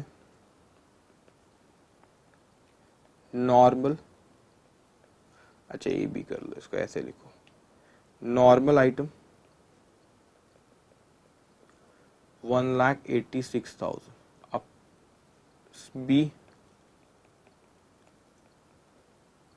एबनॉर्मल आइटम, अब थोड़ा सा ध्यान रखना बेटा, एबनॉर्मल आइटम कॉस्ट है उसकी 11,000, अपन ने निकाले ना, ये जो 11,000 रुपए क्या है बेटा? कॉस्ट है उसकी, लेकिन आज मार्केट में उसकी एनआरवी कितनी है? 5,500। तो आग नहीं लगती तो भी मैं मार्केट में बेचता, मार्केट में बेचता बेटा, तो मेरे को इसमें यहाँ पे लिख देता है, अब लोअर लेंगे इसमें से, दोनों में से, तो मार्केट में 5,500 की बिकती, तो इंश्योरेंस कंपनी मेरे को कितना देंगी? 5,500 ही देंगी ना। वो बोलेंगे भाई आग नहीं लगती तो भी आप मार्केट में बेचते तो कितने का बिकता? 5,500 का, तो फिर हम आपको क्यों दे 11,000 रुपए? 5,500 ही देंगे। तो टोटल 1,86,000 प्लस 5,500, तो कितना आएगा बेटा आपका? 5,500। ओके, तो ये आ जाएगा आपका 1,91,000 500, तो ये आ गया आपका। अच्छा, ये तो अब इसके बाद बेटा अपने सैलवेज है दिया है कि क्वेश्चन में कुछ है, शायद मैं पढ़ा था, ध्यान है मुझे। ये सैलवेज 11,500, 11,500।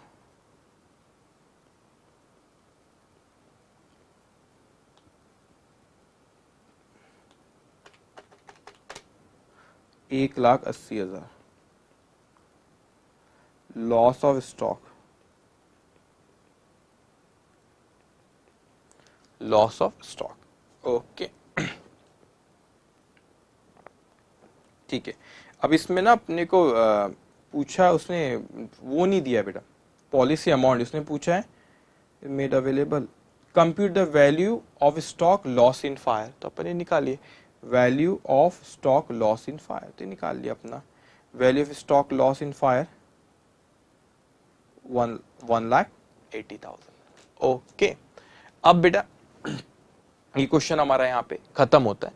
तो ये समझा आपको इंश्योरेंस कंपनी 11,000 रुपए देंगी कि हमको नहीं, यहाँ पे हमने ओरिजिनल कॉस्ट पे लिखे बेटा यहाँ पे, और ये हमारे कोई एक्चुअल फाइनेंशियल अकाउंट, ये मेमोरेंडम ट्रेडिंग अकाउंट, ये हम हमारी सहूलत के लिए बना रहे कि जिस दिन आग लगी उस दिन की स्टॉक निकाल पाए। तो नॉर्मल 186 था, अब नॉर्मल 11,000 था, तो वो कॉस्ट ही है 11,000 रुपए। अब यहाँ पर फाइनेंशियल अकाउंटिंग जब करते, जब आप लिखते कॉस्ट और एनआरवी व्हिचएवर इज लोअर, तो अपन तो हमारी सहूलत के लिए बना रहे, वो कॉस्ट पे लिखेंगे बेटा, कॉस्ट पे लिखे। फिर हमने इंश्योरेंस कंपनी को बोला 11,000 दो हमको, उसने मना कर दी, बोले उसके आज मार्केट में 5,500 ही वैल्यू थी, अगर नहीं भी जलता तो आप 5,500 ही रिकवर कर पाते थे, तो हम आपको 11,000 रुपए क्यों दे, तो अपने को 5,500 ही देंगे बेटा। तो total salvage loss of stock. Okay, तो हमारा यहाँ पे क्वेश्चन ये खत्म होता है। तो आज 4 क्वेश्चन कर दे, और एक कराऊं? चलो इसी बात पे होमवर्क लिखो आज का। प्रैक्टिस ड्रिल का क्वेश्चन नंबर मैं लिख रखा था आज, क्वेश्चन नंबर 2, 3 एंड 4, ये 3 क्वेश्चन आज की होमवर्क है। Question number 2, 3 and 4। आपको याद है जब चैप्टर शुरू हुआ तो हमने आपको बताया था 2 तरह के यहाँ पे क्लेम कैलकुलेट करना सिखाता है। अब यहाँ पे वो नहीं बताया अपने को पॉलिसी अमाउंट एंड ऑल, तो वो सब एवरेज क्लॉज सब नहीं, बस इतने पे छोड़ देंगे, ठीक है। अब यहाँ पे अपने को एक जब चैप्टर शुरू करे थे अपन ने, है ना, चैप्टर जब शुरू किए थे बेटा,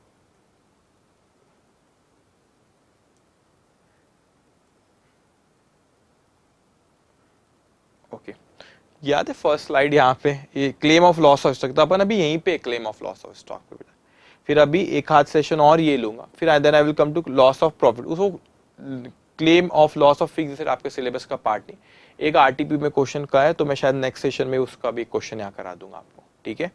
फिर अपना एक सेशन शायद मेरे को इस पे और लगेगा, claim of loss of stock, and then I will start claim of loss of profit. ये बहुत इंटरेस्टिंग, ये भी इंटरेस्टिंग है, ये भी इंटरेस्टिंग है। फिर claim of loss of profit हम लोग करेंगे। तो आज के लिए इतना ही बेटा, ठीक है। हमारा क्वेश्चन नंबर यहाँ पे 12 खत्म होता है और ये आपके होमवर्क है। Okay, thank you so much.